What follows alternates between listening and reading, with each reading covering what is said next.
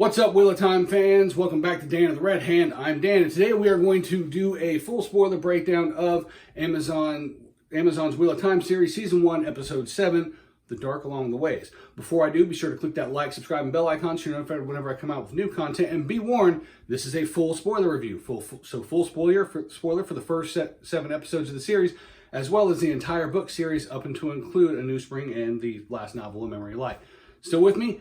Let's get into it like they do, right there at the Battle of the Shining Walls, or the Blood Snows, whatever you want to call it, on the slopes of Dragonmount. You see a Aiel. This particular Aiel, Maiden of the Spear, is listed as Tigraine Mantir. Little surprised it didn't go with Shale there, but hey, it is what it is. Nonetheless, she is kicking the absolute shit out of these Illianers, not Kyrianen. Keep that in mind. So she's kicking the crap out of them, and I think she would have gotten through it unscathed if it wasn't for the fact that she was going through labor pains, which led her to have a couple instances where she had to double over and stop. Nonetheless, this is a wonderful, great scene in my opinion. Very true to the books. I know we don't get this scene necessarily in the books, but hey, it falls in line with it, and I am completely on board. So at the end of the Blood Snow scene, we get to see, later on in the series, or in this episode, we get to see that's Tamal Thor's sword pointed down at her. And I know this isn't the books. He said that he just found Rand, but I don't mind this departure from the book so much. This adds to Tam's character, makes him more likable, more endearing. The fact that he put aside, petty differences of culture and war to have a child be brought into the world, and seeing that his mother passed, took care of him on his own. So that, to me, if you're going to change something, that's the kind of thing to change. Something to make a character more endearing, so wonderful there. Now, let's go ahead and get into the ways. In the ways, I liked it right off the bat. They're like, hey, Channel, reopen that gateway. We need to get Mat. And Loial stops up and is like, hey, we can't do that. It's going to bring Mak and Shin. That's a wonderful way to explain to people like me who is questioning what the hell just happened. Why aren't they just reopening the Waygate, as to why they cannot. Good change there. While we're on the subject of changes, this is not the way that people enter and exit the ways in the books. That being said, I'm not overly mad at it, because I think that what they're doing is they're saying if you don't have that Avenda Sword leaf to enter and exit the ways, that it requires somebody channeling, which makes sense considering the fact that it was channelers that made them. So I'm not overly mad at that, but I wish they would have explained that a little more. Maybe they will in the next episode.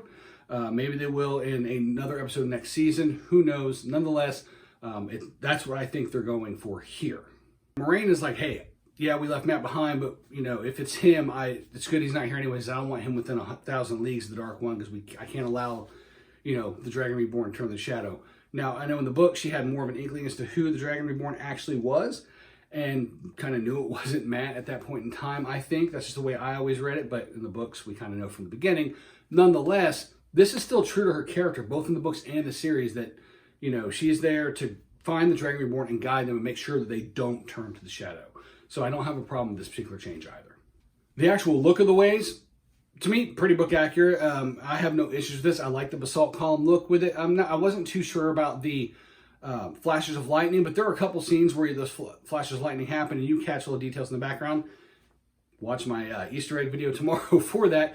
Nonetheless, Loial is a walking exposition canon, and he is directly out of the books. That's the way he was in the books too, and it is the way he's being used in the show. And I will say that out of all the characters, as far as his dialogue, his mannerism, the acting, he is probably the absolute most book accurate character that we've seen so far. I know some people don't like the look, and yeah, it doesn't match the approved artwork, but that approved artwork, and even the artwork that was in the comic book series at times, some of it was even not the way Robert Jordan liked it. So keep that in mind. Nonetheless, when you're talking about written word, one artist's interpretation of what a Ogier might look like is this. So I don't have a problem with this look. Like I said in the previous video, it's actually pretty book accurate if you have never seen any of the concept art, so no problems there.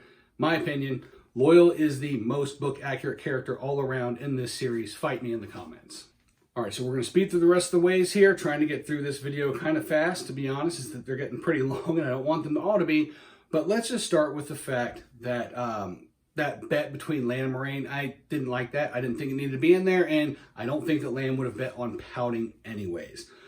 So let's just move past that scene that I didn't like, and you get to the Ruin Guiding.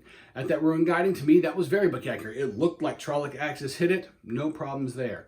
the whole thing with them waiting and Rand be like, oh, if Loyal's saying we need patience, it's going to be a while. We're probably going to die. Showed it was going to be a while, probably long enough to actually lay down, potentially take a nap. That's exactly what him and Egwene do. Not necessarily truly book accurate, but it does show that they're kind of still have feelings for each other. And if you notice in the background, Perrin and Nynaeve's reactions, you get to see the setup for that scene later on when they're all deciding whether to go with Moiraine or not. Nonetheless, Egwene is yet again woken up by something. She is a very light sleeper. I'm wondering if they're not using that to kind of foreshadow her being a dreamer, just how intuitive she is with the world, even though she's asleep. Nonetheless, she is woken up by Padan Fane's whistling and a Trolloc attacks. Rand quickly channels, which we do see later that it was Rand. I did call that when I watched this the first time. Nonetheless, he channels that Trolloc away, and boom. There's a lot of things that happen because of that scene. One, Loyal's freaked out because he's like, there should not be a Trolloc in the ways. That shouldn't happen. Lan says, well, that explains how they got to, the Two Rivers undetected. That way, get him in Athrun, which we already know. And, Moiraine, of course, is like, well, that's what happens with the guiding. We kind of already knew that as book readers. And then Perrin's like, did it just get colder? Because Machin Shin's on its way because somebody just channeled. A lot of stuff happened in that scene. One thing I want to point out is right after Rand channels, when they're having this conversation, Moiraine actually looks like she's piecing out because she didn't see a weave. She didn't feel Egwene channel. She knows that it was one of the boys that channeled. And right here, we're just going to get rid of all the Padan Fane stuff right now, with the exception of the stuff that I'll put into my Easter egg video tomorrow. And that is the fact that he's in the ways. We see him leaving the ways towards Fal Dara, and Perrin does see him in Fal Dara. So there are those 3 times that he is seen in this episode. Let me know if you found any more down in the comments. So let's talk about Machin Shin real quick. This is not what I pictured in the books, which is okay. Tell me of great 100% concept art with Machin Shin out there. To me, it looked like a group of rabid bats that were flying around, but I kind of see what they were trying to go for. The black wind, things flying on it. Okay, it does kind of look like the Tanacidine, which I think is correct. Nonetheless, I think that what it's saying to them makes sense. It's not, I don't have an issue with that, but I will admit I am kind of missing the whole, taste the blood, rip the flesh so sweet, dying inside, break the bones, strip the marrow, drink the marrow so sweet. I am kind of missing that dialogue a little bit because I don't know, there was something about it, especially the way that Michael Kramer read it in the audiobooks. It's just, I really like those scenes. So kind of missing that. Not a huge deal, but what I do want to point out is what Machin Shin is saying to each of them. A, it's things that only somebody with inner monologue would know. So they have to know what's going on in their heads. 2, they're not lying to them at all. There's like no lies there that are being told. Moiraine would sacrifice every one of those Two Rivers children for the greater good and call it heroism. Egwene, I don't think she's ever going to love Rand as much as he thinks he loves her. So that's not a lie. Right now, because of the whole thinking that she's, this and that with the channeling, Egwene kind of is an imposter right now. So, there's nothing there that was specifically a quote-unquote lie. Maybe a little bit of it, maybe distortions of the truth, maybe with the parent thing, putting that seed of doubt in his head. Because I don't think he killed her on purpose. But I think that's what it's doing. It's taking the truth and distorting it to try to drive him mad. And in that aspect, I really like what Machin Shin is saying here. Nonetheless, it's pisses Nynaeve off enough to where she can channel, and she explodes with the power yet again. That's how I felt about that scene. I mean, we just saw it a couple episodes ago where she exploded with power and saved everybody. Now she's exploding with power again. The only thing that I like about this one is there was a clear anger and not just a distraughtness. There was a clear anger, which I thought was a little more true to the books. But she does save all their butts again. Lan saves her as Moiraine is casting that Triquetra symbol again alluding to the trefoil leaf of the Avendasora tree, or Chora tree, whatever you want to call it, as they leave. So not a terrible scene. I liked parts of it I didn't. It is what it is. Let's move on to Fal Dara. So first of all, the look of Fal Dara as far as a fortress city is wonderful. Is Tarwin's Gap too close? Yeah, hell yeah, it's way too close, but it works good for what they're doing in the series, which is taking a lot of travel time and cutting it by making things closer or making things happen quicker. That's what happened with the ways. Each one of those little things with finding the guiding stone, and then, this and that, and then eventually having to deal with Machin Shin, that took place over a long span of time in the ways. Not like, months, but it wasn't just a couple minutes, which is the way it was in the show. Again, here, this just shows they're going to condense some of the things and make them to where you don't have to do all this traveling. And that's what they're doing. That's why Tarwin's Gap is right there. So when Moiraine and Rand leave at the end of the episode, they can be right there at Tarwin's Gap and then right onto the Blight. So let's talk about the inside of Fal Dara. Inside of Fal Dara Keep looks fine, just like everything else. The costuming is freaking amazing. Let's just talk about Agamar for a minute. That silhouette is phenomenal. And that's what you're looking for when it comes to costuming and or effects, makeup. You're looking to break up a silhouette and make it something stunning and striking, and that did it. Conversely, or at the same time, not really conversely, but also Lady Ameliese's costume is wonderful. As is Uno's, one of my favorite characters. What a bloody great bastard. I love his look as well. Hey, he doesn't have a deep, gravelly voice like I pictured in my head, but I'm not mad at it, and I think that this guy's going to do a fine job of being Uno Mesta. So there's that arrogance that Lord Agamar still has here, like he had in the books, which I like. But then we have that scene with Moiraine and Lady Amelisa walking, and you see Amelisa channel, and she's wearing a ring. I think that I think this was done for two reasons. One, remember, they're condensing the story. They didn't go to Caemlyn, so they're showing that people in power and some people who have the power can go to the White Tower and be trained, and even if they don't have enough power to become an Aes Sedai, still retain that ring, maybe as an accepted. This is very similar to what you saw with Morghese in Caemlyn, and I think that's the parallel that they're driving here with Lady Amelise, is that it's kind of showing those same things that you got with Caemlyn and Morghese, as far as, someone a woman in a position of power who also has the ring, but is not a full sister here. Now, why do they have the stones? I finally figured out why they have the flipping stones in those rings. But I'm going to save it for my theory video. Actually, I'm not. We'll just get into it right now. The reason they have the stones in the rings is because they're not doing the ageless look of the Aes Sedai. So they need to have something on that ring to show that this isn't just a woman that's tower trained. She is full Aes Sedai. And that's where they get the stone, because when you become a full Aes Sedai, you become an Aja. You join an Aja. And that's why they have the stone in the ring specifically in this series, because they're not doing that ageless look of the Aes Sedai. While we're talking about that scene of Amelise and Moiraine walking, I do have an issue with her giving up Mat to the Red Aja. I don't think that's who she would have sent after him. Maybe the Green. Maybe not. She may not have wanted them to try to bond him as a warder. Maybe the Brown Aja, as they are healing Aja to make sure that he's full of his, or rid of the sickness and corruption of that dagger he stole from Shadar Logoth. But she would not sell him down the river to the Red Aja, especially not if she thinks that he is the Dragon Reborn. The Red Aja, especially if it gets to Liandra's ears, are known right now in this world to go outside of Tower Law and gentle first and ask questions later. I don't think Moiraine would take the chance of that being the Dragon Reborn and him being gentled before they find out for sure. Let's talk about Min's visions. For the most part, kind of book accurate-ish. One thing that is 100% book accurate is the sparks around them all. Trying to fight off the shadow trying to swallow the sparks, showing them as all tied in the pattern. I like that. And the sparks do look very similar to what you see at the beginning of the intro, which I think I nailed there, that those first few are the ta'veren and the rest of the pattern is following them around. If you haven't seen that, go watch that video up there. All right, so she says Perrin, he has, the big brooding one, and eventually they say, yeah, it's Perrin. He has golden eyes and blood running down his chin. We know what the golden eyes are, the blood running down his chin. While they still might get to that, since she is seeing glimpses of the pattern in the future, maybe that is him killing somebody with an axe, much like he did in the books. And in that moment of killing them, him feeling like those are wolf jaws grasping at the throat. I think that's somewhat what it's alluding to, is something that the Rand thing with the child or the baby, that's a toddler, y'all. I have no idea what that is about. Let me know in the comments what you think that is. I don't know yet.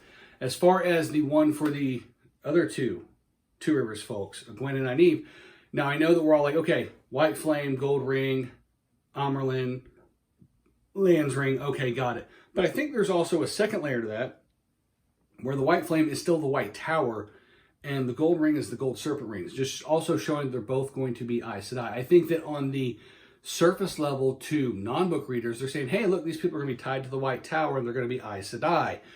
But us book readers were like, yeah, and she's going to be Amyrlin. She's going to be the Flame of Tar Valon, and she's going to get Lan's ring. So just kind of a little nod there. I think that there was two sides to that particular one for book readers and one for non-book readers. Additionally, Min also looks at Moiraine and says, yeah, I see the Amyrlin seat in full regalia, and she's going to be your downfall. I think we all know that that's actually not talking about the current sitting Amyrlin seat. But, you know, hey, maybe they go a different route. Maybe she gets corrupted somehow. Maybe she falls under compulsion. Who knows? Just because we're book readers doesn't mean we know everything that's going to happen, but I'm pretty sure that we're going to get what we're wanting in the end out of that particular plot line. So we'll just have to wait and see. After visiting Min, the group all meet back up in, you know, somebody's room or common room there in the palace. And Moiraine comes in and explains, hey, I took you there because I wanted, you know, after some banter with Nynaeve, I wanted Min to tell me which one of you is the Dragon Reborn so I could save the rest of you, because anybody who is not the dragon that goes to the Eye of the World is going to be ground to dust between these two forces of nature. I kind of like the way she said that. I disagree with it because I still think that prophecy is meant for any of the Forsaken or any of the followers of the Shadow who get between them, who get between Rand, you know, or the Dragon Reborn falling to the Shadow's corruption is going to die. I think that's who it's aimed towards. But nonetheless, she's trying to save them. And, you know, Nynaeve's like, hey, you know, it's good that you made that decision. We're leaving tomorrow. We'll make the decision on our own. Thank you. We still have free will. And Moiraine lets it go. And as they're trying to discuss it, argument ensues. And I do like this argument, the way it devolves. And I explained that in my other video, my non-spoiler one on why I liked it, because it's very true to life. But something I want to point out here. I didn't realize this until I went back and started rereading and re-listening to The Eye of the World and some other books. I'm back on Fires of Heaven again. Nonetheless, yeah, Egwene, Nynaeve, even a little less for Elaine, but Egwene and Nynaeve, they never trust Mat.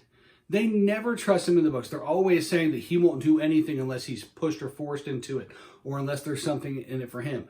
So her whole, he left us, he probably went back for the dagger, that is actually exactly what Egwene from the books would say. I just never realized it. I didn't realize just how down on Mat Egwene and Nynaeve were until I went back and reread again with that in mind. And oh my goodness, yeah, I'm 100% on board with them being kind of antagonistic to Mat, because yeah, they don't like him. They did not really get to know him. So I'm on board with the show with this particular change, or perceived change. Another thing that's not in the books, but it's something I actually kind of like, is that Lan eating with the Malkiri family and inviting Nynaeve in there after she, you know, followed him, tracked him, whatever you want to call it.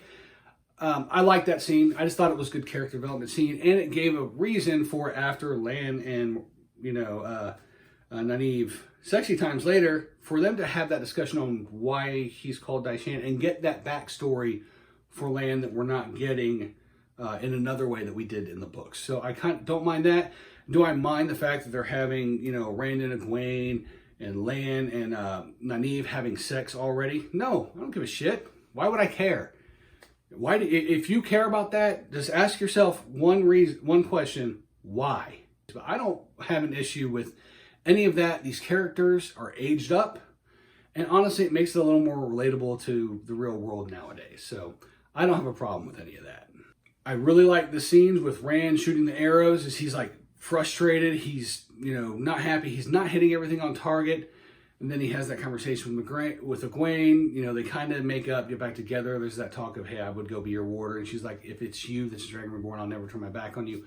Then they go have sexy times. And afterwards, he's up and he starts remembering, you know, his father as he's carrying him back after the Trolloc attack at Beltane. You know, his first channeling to escape Dana.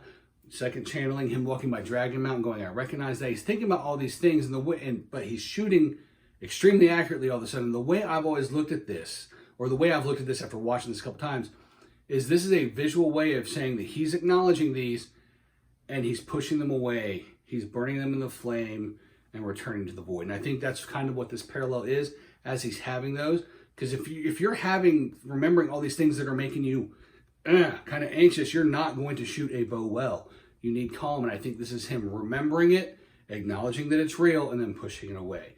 I do like the fact that Mak and Shin is like, hey, you can't run away from your fate. You are the Dragon Reborn. And that's the last voice he hears, because again, Mak and Shin is not lying to them. It's just kind of telling them things to make them have doubt or put them into a headspace that is not good for their well-being. So I don't have an issue with that. After that scene, he goes to see Min because he's still not convinced. And he's like, tell me I'm not the Dragon Reborn. And I love the fact she looks at him and goes, fine, you're not the Dragon Reborn. That is a perfectly Min thing to do. We do get a story of her first viewing and how she saw Tam Al'Thor and Tar Valon, and then saw around him the blood snows, a baby, him taking it back to be raised among sheep in a sleepy little town between two rivers. Was all that in the books? No, it was not. Was it good? Was it a good scene? Yes, because you got to get that additional exposition that we didn't get much earlier on in the series, or much earlier on in the story like we did in the book. So I do like the way that all played out. I also like the very last thing, next to last thing that she tells him. She's like, what do you see around me now? And she goes, rainbows, carnivals, and three beautiful women. I think we all agree the three beautiful women is definitely very book accurate. The other two, maybe it was sarcasm, maybe it wasn't. It's probably going to be a theory video later. The actual last thing that she says, he's like, so do I come back from do you see the eye of the world in my future? She goes, I wish I didn't. And he goes, as I return. And she doesn't say anything. She doesn't say no. She doesn't say yes. She just doesn't say anything. I think there's a reason for that. I think that Min knows that some things she can tell, some things she can't. And this is one of those that she can't tell. Otherwise, the pattern might not weave correctly. So that's just a wild-ass, quick, off-the-top of my head theory. But hey, that would make sense. And I think that's why she doesn't say anything, because I think Rand is going to make it back from the eye of the world. So we get past that and we see, Egwene in Nynaeve's room. Hey, where you been? And, that scene with her and Lan and Perrin, or her, Perrin, and Egwene. And you hear that knock on the door right as you see Rand walk up and knock on somebody's door. It was a nice little quick misdirection. Obviously, that was Lan going there. And we see Rand showing up to Moiraine saying, it's me, I'm the Dragon Reborn. Saying, hey, she masked the bond, they've left, and we see Moiraine and Rand going into the Blight to travel to the Eye of the World. Now, the Blight doesn't look the way the book describes, at least not the outside of it. Maybe as they get further in, you start to see more of the sickly plant, the oily slickiness to it. But I did like the fact they did have that one little skull in there kind of alluding to a scene in the books. So that was good. That'll definitely be the Easter egg video too. Nonetheless, that's the end of the episode, and I'm excited to see where this goes. Let me know in the comments what part of this episode you liked best or best in the series, and what you are expecting next. Also, remember to click that like, subscribe, and bell icon so you're notified whenever I come out with new content. And until next time, you have an absolutely beautiful day.